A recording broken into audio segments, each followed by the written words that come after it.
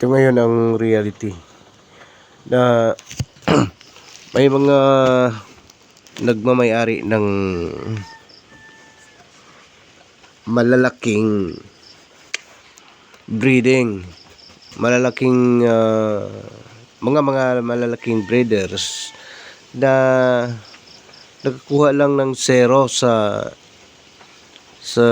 big time competition. Ano ba ang mga dahilan nito? Okay, so dito dahil naniniwala sila sa kanilang manok. Yun ang pinaniniwalaan nila without knowing na the different factors kung bakit sila nanalo sa competition. Okay. So dito, pag napi-failure sila sa pagtingin sa channel na to, disadvantage talaga sa mga nagmamanok. So dito maraming factor, as I said to my previous posts, mga factors upang manalo ka sa sa larangan ng pagmamanok. Okay. So dito nang una, tingnan mo kahit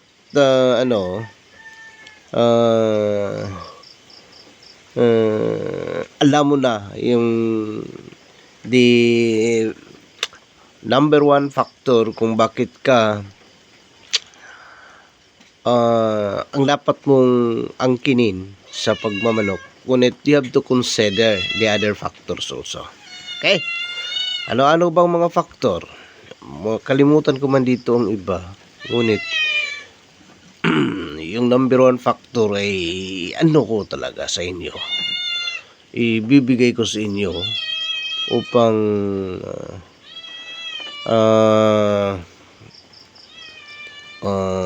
hindi kayo nalulugi sa pagmamanok. Okay? O ibigay ko na sa inyo ang number one factor. Baka nagmamadali kayo. Tumingin lang kayo ng madali rito. Ito. Ang number one factor kasi sa pagmamanok ay yung gaffer mo. Yun ang unang-una mong tingnan upang hindi kayo malalamangan sa pagmamanok. Okay? Yun ang unang-una. The number one factor na titingnan mo sa pagmamanok upang hindi kayo nalalamangan. Okay. So dito bibili ka man ng mga mamahaling manok, 300k. Just imagine ka, may isang breeder na nagbibinta ng manok na 300k. Ngunit sa big competition na zero pa, that is really an impossible thing to happen na zero ka. Say for example, in 7 cock derby competition, magandang quality ng manok mo, nakakabili ka ng tag 300k, bakit naging zero ka sa competition? That is really an impossible thing to happen, my friend. Impossible yan. Dahil pag nakatingin kayo rito sa channel ko, imposible yan. Kung napanood mo ang lahat ng mga post ko rito, dahil sobrang dami na nito ang post ko, imposible talaga na masero ka sa big competition kung napanood mo lahat ng mga post ko rito. Ibang kasing mga post ko rito, mga hindi masyadong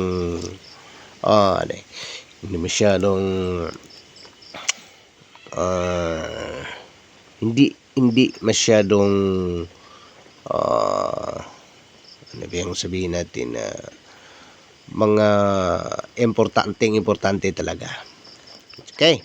So dito, as I said, ang number one factor na titingnan mo upang hindi ka talaga magkakaroon ng zero ay ang gapping. Okay. Gapper, paglalakay ng tari. O bakit ka na zero? Diyan, sa gapping mo pa, unang-una yung sa gapper mo, wala ka na eh. Gaano man kaganda yung manok mo, wala ka sa gaping mo dahil hindi nakakapatay yung pag hindi nakakapatay yung mo, ang gapper mo, ang saksak ng manok mo, paano ka nanalo? Hindi. Kita mo, that's why titingnan mo ang gapper mo kung ilang beses sinaksak niya ang kalaban, sinaksak ng kanyang manok ang kalaban. Aabot yan ng 10 beses, hindi yan maganda yung mo.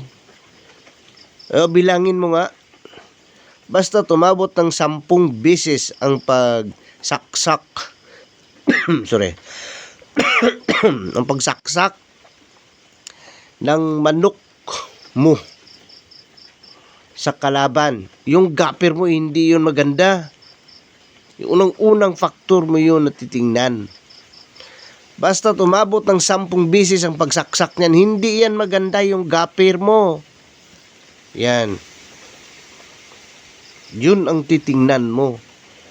Dahil sa bihira mo na makita yung basta lang ha, hindi yan napilayan yung manok mo ha, at saka